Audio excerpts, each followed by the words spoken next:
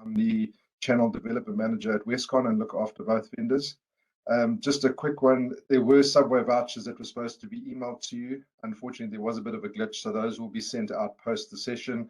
Give us a day or so just to sort everything out, and once again, apologies on that. The session will be recorded, and I think the links will be sent out afterwards as well. Just wanted to give a quick intro and thanks for joining Perry from BeyondTrust, who will be taking us through the presentation. And then we have Carl from Tenable, who will be running through a demo at the back end.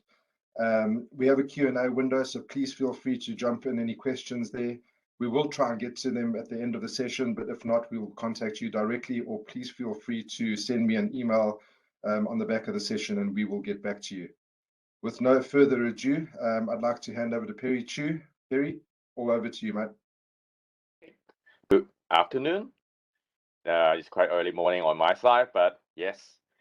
Today we're going to talk about how to protect your OT systems from cyber attack with BeyondTrust as well as with Tenable.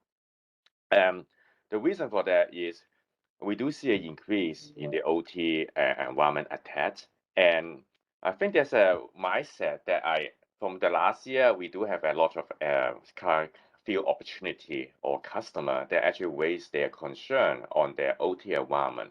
I think it's a good topic that we can talk about it. In a sense, it's because definitely OT and IT are two different scenarios and often different use case. And today's agenda, just to give you a heads up, is the challenge on the cyber attack targeting. Why on the OT system is on the rise, and of course the partnership between BeyondTrust and Tenable. And we're gonna cover some use case and why you should choose both of us between BeyondTrust and Tenable, and some of the features and comparison. And later we will have a demonstration on the benefit of using our solution from BeyondTrust and Tenable. And today I want to go into much more detail to give you some of the reports that we found out from last year's research. As you can see, it is rising on the attacking on the OT environment. And compared to 2019, that's like 2,000% increase. And major of the OT environment is because there's an increase on 67% increase on ransomware attacks. And 90% of organizations with at least one OT will have a infiltrated instance in 2020. So this threat is not fake. This is not something you just say, oh, you must not be me. The question will be when you're going to be on your environment or on your customer environment. And you can see the originated from the attack is original mainly from the external. Why? Some of the attack that we find out is because in the previous practice, OT is always separate from the IT. In order to access those systems, you must be physically approach the terminal. However, we all know for the last 2 years, this practice have been changed dramatically because we need to, with the pandemic, every city is being locked down. You need to work from home.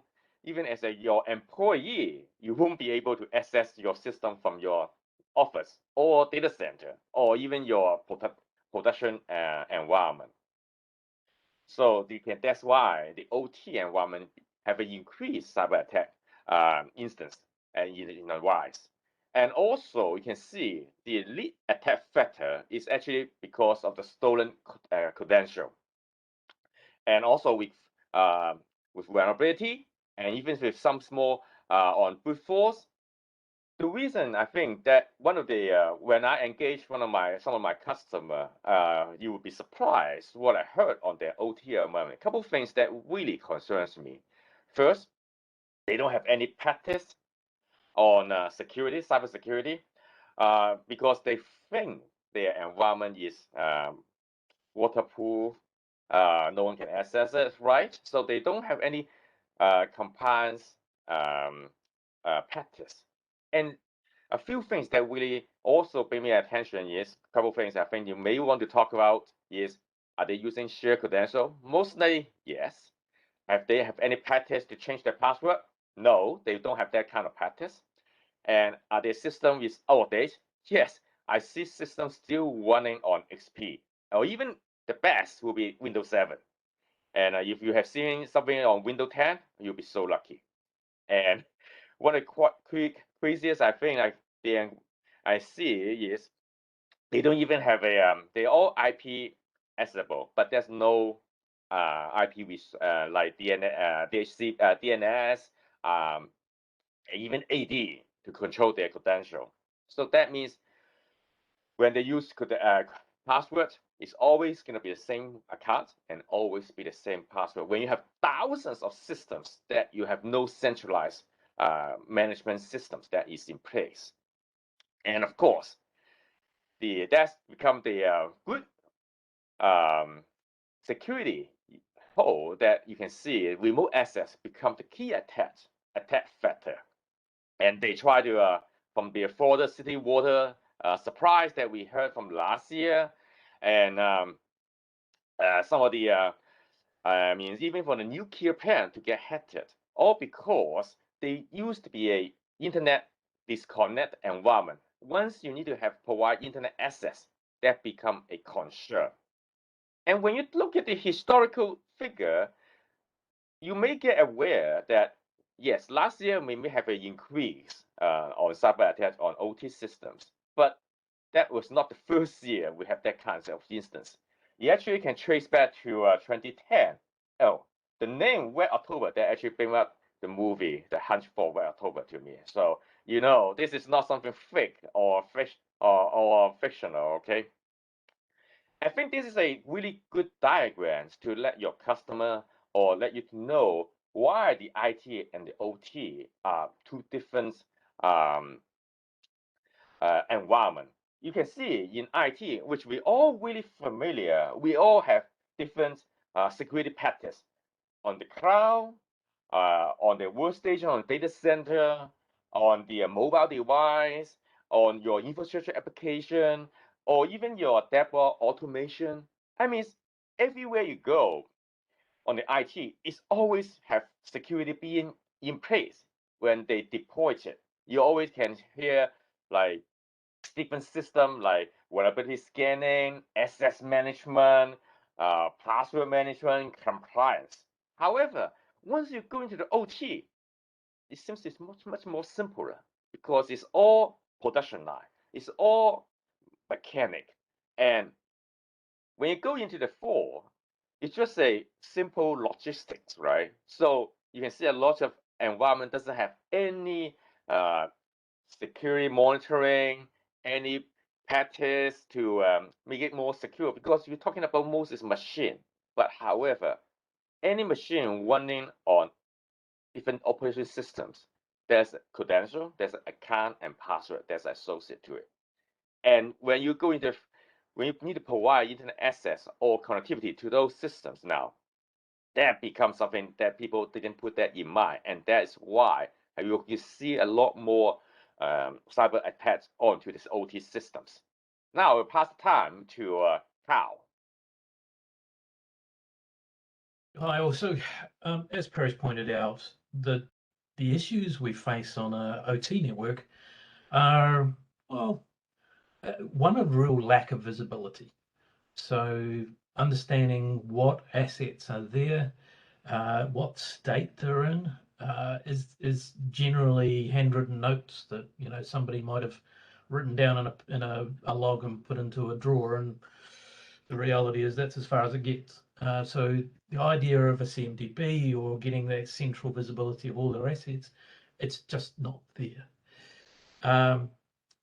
The other issue is as things have grown over time, we get, generally companies have bought things over time, and you've got a multitude of vendors, you've got a multitude of the way they work with those technologies and the protocols that are used. So it really is a complete lack of visibility. And then, of course, we've got this whole IT-OT convergence. I used to be doing IT and OT convergence in the 90s, so this is nothing new. All this is about giving the systems in IT better information so that you can make better decisions, and that's been happening for a long time. So There is no IT-OT convergence. They're converged. We just need to move on and work better together. The last thing I'll call out is really that when changes are made, whether they be approved changes or not, there is a complete lack of visibility of what those things are. So we need to get, this is all about getting an understanding of what's happening, what the current state is, and what we can do about it. Next slide, thanks, Perry. So we look at things from in OT from a Purdue level. And Purdue is just a way of breaking down what are the logical asset types that are allowed to talk between each other. And it starts at the bottom with the things that actually make changes. So pumps and motors and things like that. We move up to the things that control it and manage it and what have you back up to IT. The things right at the bottom at level 0, the security risk is actually quite small. In fact, you can't talk to those things via IP, so we don't tend to worry about those in a big way. Next build, thanks, mate. But what we do worry about is the things that can make changes to those. So engineering workstations, HMI, the human machine interfaces, jump hosts, things like that. If they are compromised, they can make changes that affect lower end devices. And that's when the problems start. And I guess, we're in an OT environment where you can't patch a PLC ever, if you're lucky, what you can do is protect the things that can make changes. So most of the engineering workstations, the HMIs, the switches, the routers, the firewalls are all commercial, off-the-shelf technologies. These are things that IT patches on a regular basis, and there is no reason why they cannot be assessed for vulnerabilities to be patched so that they, so you can disrupt an attack as best as possible. So it's not the things down the end, the field devices that we're too worried about. It's the pieces in the middle, which we need to focus our attention on to. Back to you, Perry. All right. So as you can see, when we need to manage those systems, it's all about managing the OS or even patching the applications. That's why remote access become the primary have more risk than before. As you can see from the report, there's an average 182 vendors that actually log into the systems on a weekly basis. And 3 over 5 breaches is actually from we resulted from a vendor. That is actually on the IT side. And with OT, that become even maybe there's more because that become even more unsecure. As you can see in the IT patches, we always have different policy to enforce monitoring on the vendor access. But how do you protect your OT environment? How do you guarantee the access is being granted according to your patches or even approval, workflow? And here is some of the challenge we see why is on the OT security that most company or the vendor actually discover. First, the attack surface is on the OT and IT convergence is on the shared infrastructure is increasing because they usually thought they are two different environments. Now, when they need to open the connection between from IT to OT, you'll be surprised the current practice they're using. And also, there's a lack of security awareness or visibility into the all OT systems. The reason for that is all the engineer, they are more focused on this application or the mechanical machine they are working with. When you talk about security, they didn't realize what it's almost like when you talk to the doctor and ask them to use 2FA. I think they're good on healing people, but they are not going to be good on healing machines, right? So you need certain knowledge to do that, and they always lack of that kind of security concept. And also, we see a lot of increase getting the OT system connected to the internet just because to make the requirement that when no one can go on site nowadays, and that become a more high risk activity onto the OT environment. And of course, there's a lot of legacy tools that no longer be able to cover those attack surface. They're using legacy protocols, legacies, machine OS that without patching for decades. And of course, there's in the IoT and OT systems, they're just opposite because they are maybe running for months and they haven't be cannot be stopped. And that's really this difference than what we can usually to analytics on the original scanning or agents because they are all out of date. That's why when you talk about the IT control on OT systems, a couple of things we need to be aware. First, the vulnerability management. How do you guarantee to get the scanning, get the analytics data, so you can have a better view on your OT and security compliance, so you can have quickly identify or investigate or to prioritize the vulnerability in your systems. And also, as I mentioned before, how do you provide a secure remote access to your critical OT infrastructure without a VPN to your corporate network? And also, you need to have a more proactive threat detection. We can see most of the breaches, you won't be able to detect it or aware it until it's too late. Sometimes it takes months to discover or even years because remember, one vulnerability, if you don't aware, someone's going to well use it. And if you don't have any monitoring tools that is available there to identify those weaker spots, to mitigate those risks, one day you will become one of the headlines.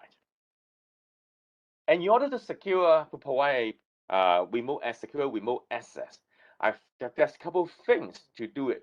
How can you control those third-party access? How can you manage or audit those privileged access from different vendors or contractors? How can you eliminate those VPN access and provide more granular privileged access?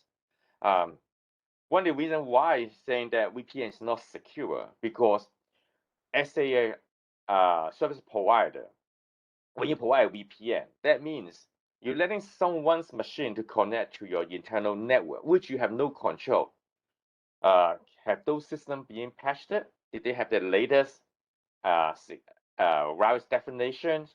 Did they have a really good password protections?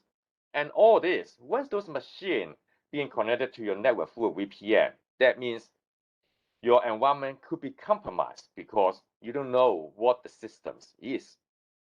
And also, one issue is if those computers being connected, it is your responsibility to make their you should be able to audit it to meet your compliance because what happened when they try to connect to different systems?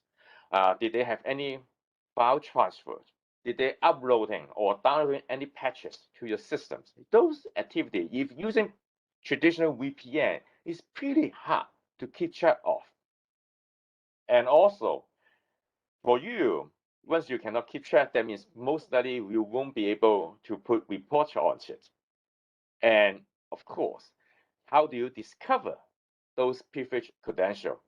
One of the craziest things that is, whenever vendor going to connect, you're always going to create a privileged account for them. How it's being used? Who knows the password? Did they follow your password history, password change history?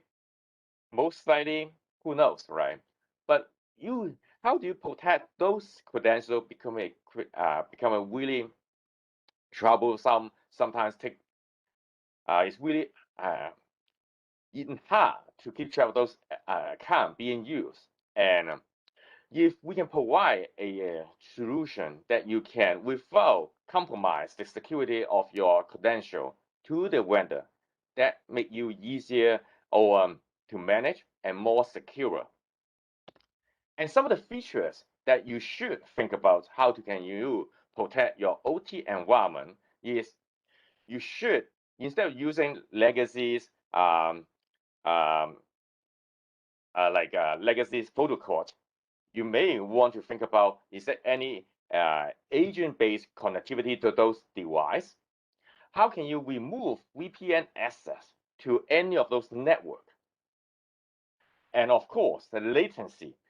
One of the issues is when you need to cross multiple firewalls in order to get into the OT environment, that's a huge latency. How can you guarantee that we can provide the satisfaction, the SLA to the vendor so they can do their job much easier and more controllable manner? And of course, by using the VPN, that means you need to open way more firewall ports in order for the vendor to be accessible. And how can you order those activity once you have the if using a VPN? How can you secure those access from different vendor? How can you guarantee they only access to the system they assign to it? And do you have any sandbox to even to let them to connect to any untrusted device? And another important part is how can you guarantee without having the listening port open for any for connection from a device, you can prevent malicious actor to doing IP scanning or port scanning through remote access vulnerabilities. And all this give you some of the escalative capacity that you should look into is give you the good visibilities, so you can see no matter where your infrastructure is, in cloud or on container, you should be able to get a better visibility on those modern attacks. And more important is you should not use a VPN for an untrusted device to connect it to your network. VPN may be good for your employee with company issued access. Even for working from home using their home laptop, you should not provide a VPN. And of course, the granular access. So different vendor or employees should access the system that they should assign to it, not giving them almost any systems with a credential they can log in anywhere. That become a high risk. They should only connect it to the system they are allowed to. And of course, how do you prioritize the effort to reduce the system impact, even through a predictions? And with different vulnerability, how can you find there's any high risk decision to make? How can you remove your vulnerability in your systems so you can prioritize which supposed to be mitigate first? And of course, all these activities should be able to have a report so you can have a better visibility, knowing when and what and who did any activities onto your systems. Now I pass it to Carl. So once you've connected up through a VPN or you're local and or is it through a VPN, I should say, it's about understanding what you're doing on the network. And what we do is deploy a series of sensors within the OT network, which will essentially monitor what changes or what network activity is happening.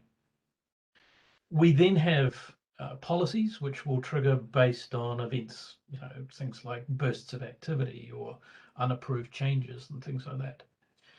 But to get to there, we need to know what normal looks like. And step one is to just allow those sensors to assess the environment and learn, all right, to identify what normal looks like. And as soon as you're comfortable with that, set that as a baseline. That's going to capture who's talking to who, what protocols they're using, what changes are happening, things like that. Once that baseline is set, you can then set policies to trigger against that. So anomalies like changes outside normal business hours or bursts of activity or communicating with outside IP addresses. So it's a quite simple process of leave it alone, let it learn, create that baseline, and then have policies to trigger against it. Next slide. Thanks, Perry. Oh. The other way. Oh, okay. Click the wrong button. Hold on. Sorry. That one. So So it's kind of this, the sweet spot when we're looking at OT security as a whole, is you're going to need something to provide that visibility around access and privilege management, understanding who can access what and what they can do. You're going to need something that looks at identifying all of the assets which are on an OT network, specifically the commercial off-the-shelf things which are the most at risk, and it's because it's the same boxes that are on our IT network and the same vulnerabilities are exposed on them. And then you're going to be looking at the OT assets themselves, the PLCs, HMIs, and the like, to see who's making those changes, what changes are they making, who are they talking to, and is it approved? Right. So it's a combining all of that visibility, and this is all about visibility in an OT network. It's not about the enforcement. We just want to know, who's doing things they shouldn't be, so that we can jump on it. That's what gives you that complete OT security picture.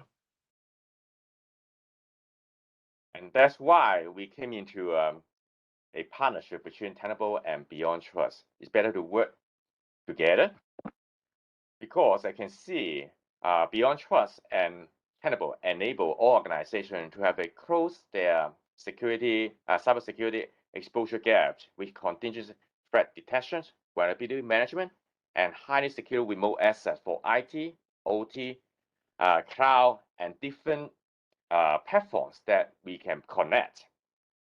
And some of the best practice for the OT is you always have a solid retention-y, resilient plan for the OT network. And you should have a practical instance response plan and hardening network as sure as all OT and while our network met immediately, and understand and every cyber risk on as odd OT access. And of course, implement a contingency system to monitor program to continue to monitor and to trigger any alert on your environment. I think that actually gives us some summary of our environment, and I probably will go into the demonstrations on to see how our tools are going to work differently and how we are different than just a traditional VPN connections. And I will probably first demonstration how our secure remote access products, how it works, and give you some of the functionality, give you a highlight of the solution. And then Kyle from Tenable will also demonstrate the Tenable, how they do the scanning and also reporting on the vulnerabilities. Okay. So you can see in one environment, I am going to, assuming I am just a vendor trying to connect to some of my backend systems with just a simple browser access. And here I can just provide in a credential, either integrated with your AD or a local account. The vendor will be able to connect to this browser, and they can launch what we call the web console.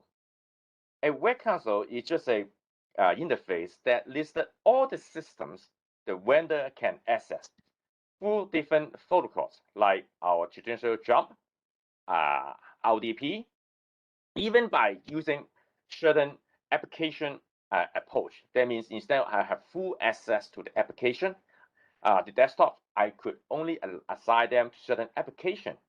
That is pretty useful for OT environment because most of the vendor, when it comes in, they are not touching the OS itself, but more on the application side. And the thing is, you can see in this diagram, this interface is the user just need to connect to select the different protocol they want to connect, and just using a jump. When they try to log into those systems, instead of the vendor knowing the password, we give them a list to select the account they should use without providing the password. And here, I'm simply just click on select the PRA admin account. And that will help me to do what we call the password injection during the system login. Once the connection is established, I will be automatically signed to the application, and you should be able to see the desktop of that systems without knowing the password. And one of the cool thing about this is you if all these activities is being recorded at the back end. So no matter who you are, if people always ask, can you do, if I came into here, can I jump to that other application, any other systems? The answer would be no, because I didn't have the password for this account. So that means even though I could try to RDP or SSH to different systems, without a password, I can do nothing. And you can see on here, I'm able to know who I am and my different host name. Oh, typo. And all this activity is being recorded. And also, the cool thing about this is instead of just using one interface, if I want to connect to another application, for example, I want to connect to some other systems, I'm able to also look into here. I'm doing a web application. That means I only able to open certain web URL. So, I hope that can work.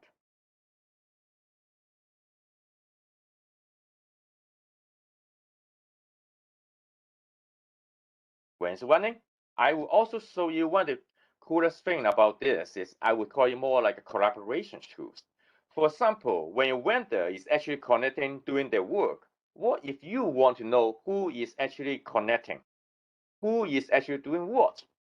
So you can see as a vendor, you don't need to install any third-party plugin, no Java, no Flash, basically pure HTML. I'm able to connect to different kind of application through RDP, through web application, even through different fake client application as well. Now, I'm gonna show you if I am the customer and I want to monitor who is actually doing the work. I can simply use the web, or I like the MMC because it's much more nicer. So I'm gonna launch a fake client and log in as another as an administrator. Once I log in, I'm able to see who is actually currently connecting to my backend systems. Oh, it's on my other page. Yes, you can see Perry is actually online. He is actually connecting to my same systems, but using different protocol. One is the web, and one is the RDP. Now, as simple as just one interface, I'm able to monitor who is currently connecting to my backend systems. And if I require certain work to be done, for example, if the vendor say, hey, Perry, can I need your help? As simple as going, okay, I can just click on this and just right click the systems. I'm able to call to join the sessions. That means if you want, imagine what is common practice. If you vendor ask you to join their sessions, most likely you're going to use some other third-party tools to connect until they ask you to help, right? But in here, I can proactively just to monitor what the vendor is connecting, and if I need, I just basically just what I call join the sessions. Join the sessions. Now, should be able to launch it. I think my machine is currently running a bit slow, as always during a presentation.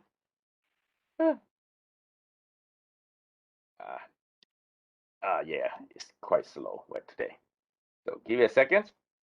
The thing purpose here is to let you see, as an employee, I'm able to jump into any session that's currently connecting and see what the vendor is seeing and also interact with them.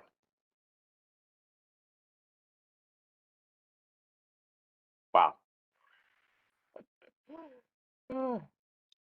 Okay, still loading.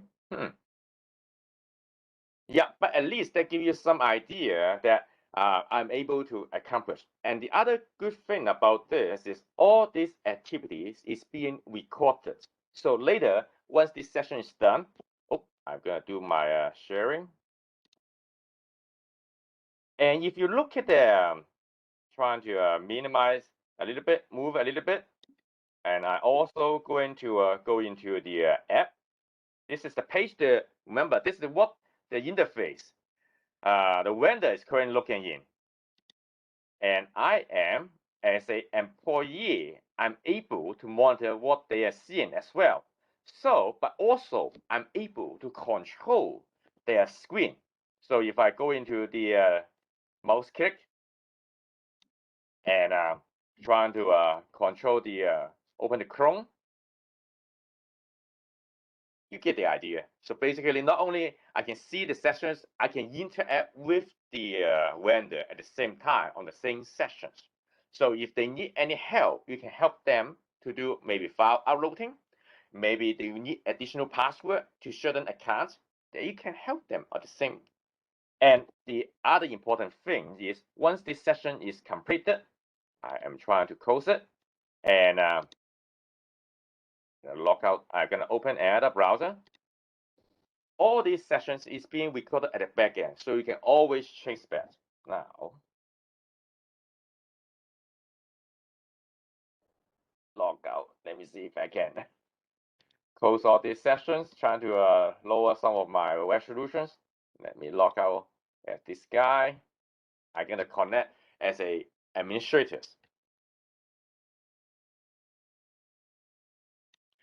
In order to provide secure, we do provide NFA in this login process. So if you want to use it, that is out the box, or you can integrate with your tokens as well.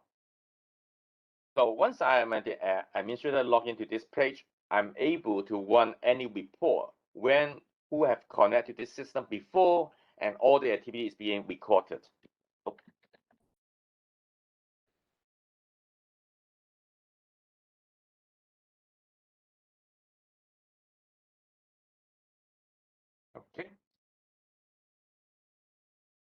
You can see if in the same interface, because different user, you have different rights. So that's why I'm the administrator, I would see more on this. And I'm not going to do much, basically just show you that all the historical reports or actions is all being recorded here. And you can see just my other last two sessions is all recorded here. And it gives you the full details when the user is connected, who actually joined the sessions, if they have file transfer, all this information is all being recorded. And of course, and the activity being performed on that sessions is also stored in our applications. I think I will pass it to Carl now. Thank you. Thanks, Perry. If you can stop sharing, I'll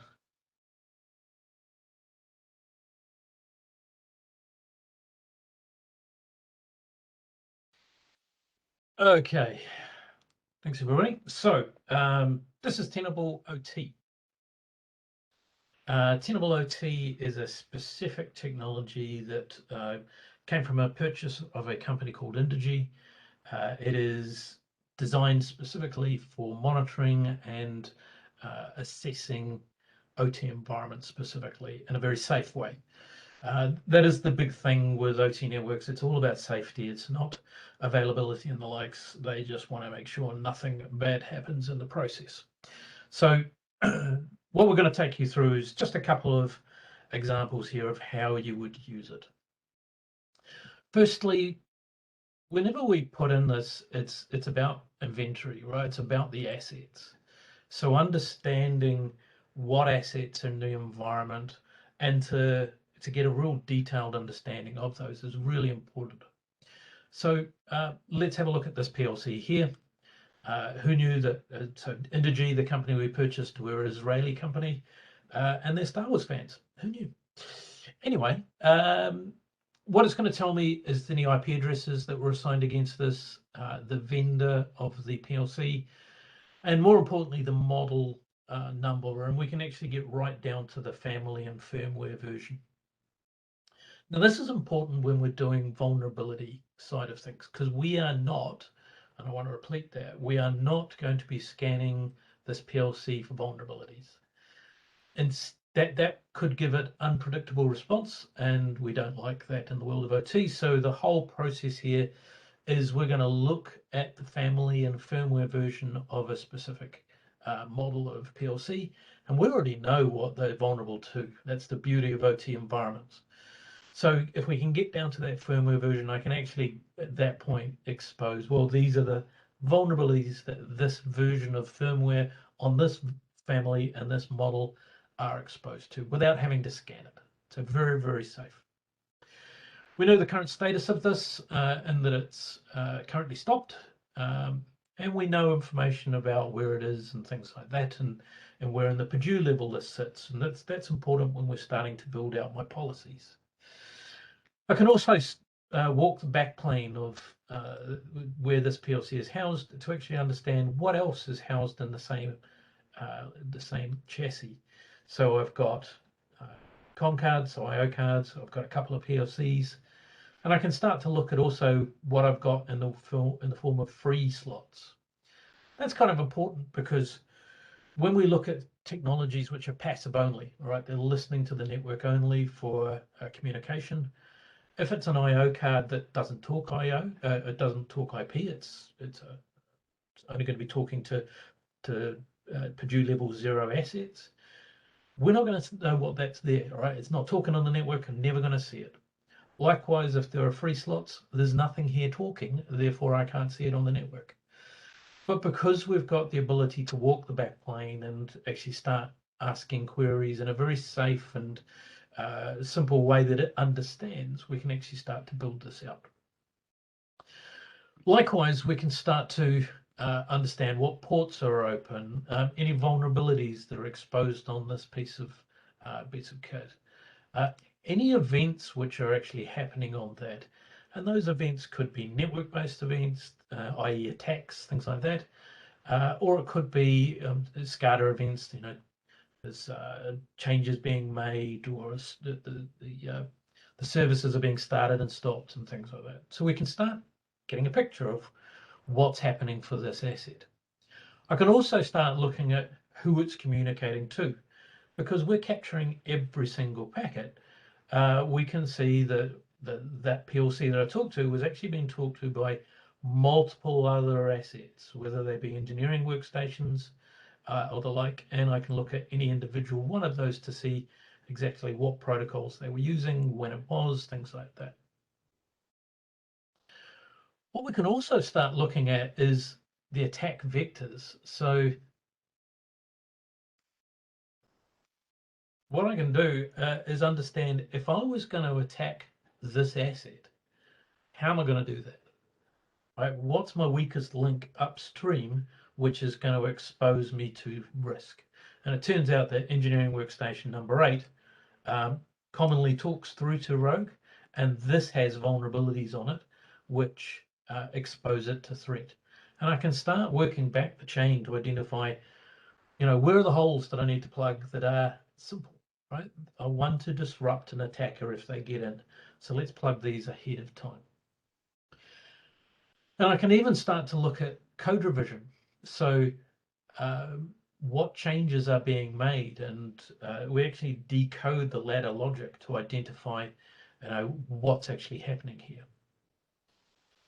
Now, what I want to do is paint this in a picture which Perry actually touched on. Right on slide 4 of the presentation, he talked about Florida Water, and there was an attack against there where they took control of a workstation. They then managed to change the sodium hydroxide levels of a pump so that it was actually turning water poisonous. It was turning it into hard water. So let's come to my events. And I just happen to have a sodium hydroxide pump. Right, so if I look at what's happening here, so when I ran this morning, we started to see some unauthorized protocols being detected. Now this was This was NetBIOS, so it was SMB version 1 that they were leveraging. We then saw that they did sorry, that was engineering. So then we came up to here. They tried to change a tag, right? So they tried to add a tag called test access. And this was an effort to see if they had the right level of rights to make a change to a Rockwell PLC. They opened up a session to the Rockwell device, they stopped it, they downloaded a change to it, which added the tag. And I can actually see, if I look at the tags themselves, that the test access tag was added to the configuration. So they were successful in their attempts to configure this with just a random tag. That's nothing major, but it now proves to them that they can do more evil. At some point, they started making changes to the configuration, and we saw an unauthorized write. And that was an unauthorized write against the sodium hydroxide feed rate. Now, the current value was 155, and a normal level for a sodium hydroxide is between 0 and 500. So 155, perfectly fine. They made some more changes, and again, we're seeing now they've changed it to 155,000, which is ever so slightly higher than the range allowed, being 0 to 500. As a result of that, it triggered an alarm for somebody to jump on this pretty damn quickly. Now, that's exactly what happened with the likes of Florida Water. They went, they had exactly these problems where somebody made a change, but they made it slowly over time. They didn't go from 155 to 155,000. They increased things over time until it started to poison the water. Getting this visibility so that you can jump on these things really quickly isn't a security problem, right? This is not just a security solution. This is also an operational tool set that will give you visibility of approved changes, unapproved changes, what changes are doing, who's doing it, when they're doing it, how they're doing it. So it's getting that visibility of all of the assets, all of the communication flows, and all of the events associated with that starts to build out this picture of what normal looks like, and starting to really understand which bits of the network are talking to what, and what protocols they're using and the likes, so that we can start to look at what's normal, baseline it, and then as a result of that, take an action and build some policies. The very last thing we're going to talk to you about is vulnerabilities. And that's kind of funny, being from Tenable, where it's normally the first thing we're going to talk to you about. But the reality is, yes, it's a vulnerability technology, but that's an outcome. It's not the primary use case. The primary use case is an operational one.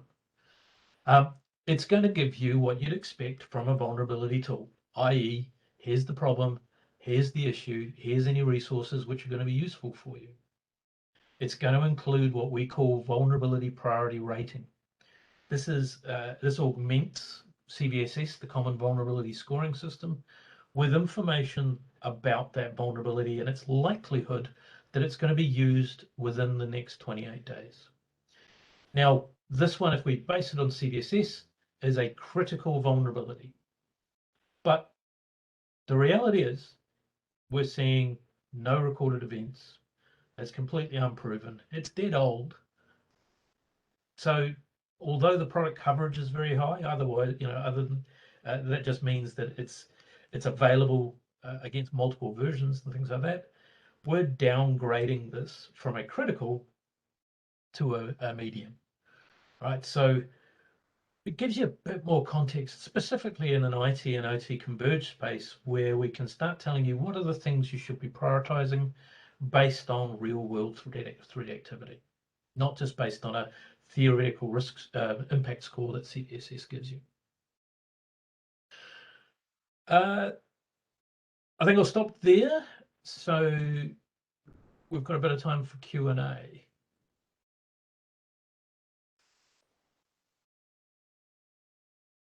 there any questions online, Kelly or Gareth? Nothing at the moment, Carl. Thanks guys for taking us through that. Quite insightful, and it's quite scary to think how hackers can infiltrate systems and gain control. Is there any? I mean, just while we got a couple of minutes, is there any specific sectors where we'd say this would be prevalent for any of the guys online to target specifically, or is this just pretty much just any sort of operational environment? So I'll talk first, and Perry, I'm sure, will chime in. So the reality is the critical infrastructure in New Zealand, so power, water, gas, they're very interested in this sort of thing. Anything that gives them visibility and control is something they're interested in. The area we're having a lot of success with, though, is manufacturing systems. So it's not just the big guys that are worried about this. It's everybody that has an OT environment, because as we saw last year, sorry, 2 years ago now, good grief, there were a lot of attacks against manufacturing systems. Like Nathan, Fisher and Paykel, there were just a few of them. There was also Toll and the likes. It had a massive impact on their ability to actually work. So it took down their production lines for up to a week in some cases. So the cost of business, or the loss to the business of manufacturing, is actually a real concern to them, and getting this visibility so that they can respond to that in a very quick method is what they're most interested in. Perry, thoughts? Yeah, I think in our side we do have a lot of manufacturing also too, and also some of the customer, they're aware their issues, because they just think about, like, when they hear about the further water supplies, they actually realize, oh, we do have an OT environment, and the traditional method of connecting it is no longer secure, and others that actually looking for is like their CIO or the CISO is actually aware that they also need to protect their OT. Before it was like totally air shielded, that's fine, but when you need to provide internet access, that become a big concern to most of the CISOs or CIO. Perfect. We got a question here just from Jed, going back to the alerts of value changes. How long does it typically take to establish these? Well, in an environment for a typical NZ ICS operator, how many values do you typically recommend an operator monitor? Yeah, it's an interesting one around how many things to monitor, and it really comes down to it depends. There's no answer there. It's what's critical to that customer. For a foodstuffs type company, it's going to be the temperature of their chillers. For a centrifuge on a power plant, it's going to be the spinning. So it's going to be a limited number. They're going to really feel that they need to monitor in real time. The reality is there's a couple of options when it comes to monitoring it. If it's happening across the network, i.e. It's a change that somebody's invoking through a code upload or the likes, then we're going to see it using the network tap that we have to actually see that event happening on the network. We'll see the change made, and we can immediately, as an action, go, hey, let's grab the latest config so that I know what that tag has been changed to. If they were directly connected, it's not going to go over the network. That's harder to do, right? So we have a scheduled task which you can have run on a whatever basis, which is going to call out to a PLC and say, hey, what's the latest version? Has anything changed? And that's kind of the belts and braces approach. You have something monitoring the network, but on the outside chance that they're directly connected, so we don't see anything on the network, we can still pick it up in a scheduled audit. Thanks, Carl. I mean, this is the thing that I'm picking up from this is, it's a really, really relevant discussion to have, and it's quite touchy. Probably a lot of organizations are out there, and as you guys have mentioned, are nervous about the possibility, and it's almost a case of when it's going to happen. So is it sort of that that relevant discussion to have out there. And I just implore everyone online, you know, we're more than happy to assist you guys if you have any end user engagements. You know, the likes of Carl and Perry, we're happy to rally them up to assist and have those conversations with your customers out there. So please do reach out if there's anybody that comes to mind, and have those discussions. You know, it's adding value to your customers as well, and especially in these times. Couple more minutes. Any other questions from the participants at all?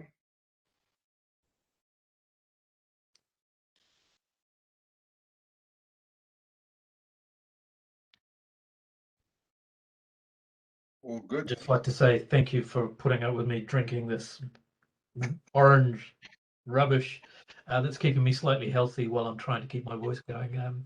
Yeah. Voice is sounding great, Carl. It's obviously doing a fantastic job. No, we've got 2 minutes to go, but I think yeah, just from our side, and thanks to everyone for joining, and obviously from Carl and Perry, thank you guys. It's great to, you know, from a Westcon perspective, to have that collaboration between vendors. It always, you know, it's good for us to have that out there, and thank you for your participation, and hopefully we can get some leads, and we'll be in touch with you sooner rather than later, and let's go and see if we can have these discussions out there in the marketplace. Perfect.